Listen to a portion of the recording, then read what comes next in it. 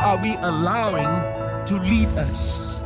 The Holy Spirit searches all things. How important it is, the role of the Holy Spirit in bringing true transformation, that we become more like Jesus and less of this world.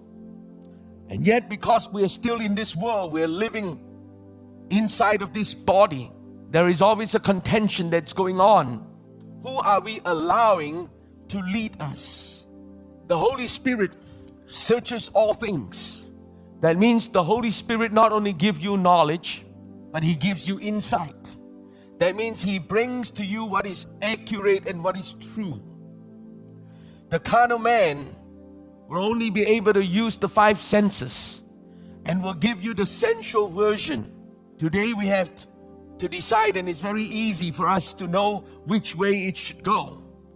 Do we want any more of what people tell us and the opinions and the versions of man that comes from the earth, or do we want to hear from God?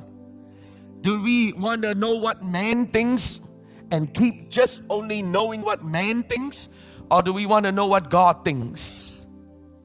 And the same way, when we give counsel to people, when we try to help someone in trouble, when we try to help someone solve a problem, when we try to help someone come out of their crisis, do we want to give them what we think man likes to hear? Do we want to give them what we think that we will not get rejected by people? We will be a people pleaser? We will keep being nice to people, or do we want to give them what God thinks? Do we want to give them what is in the mind of God and what God requires? Or do we keep what we know, that it is what God knows, and we give them something that people knows and it's obvious?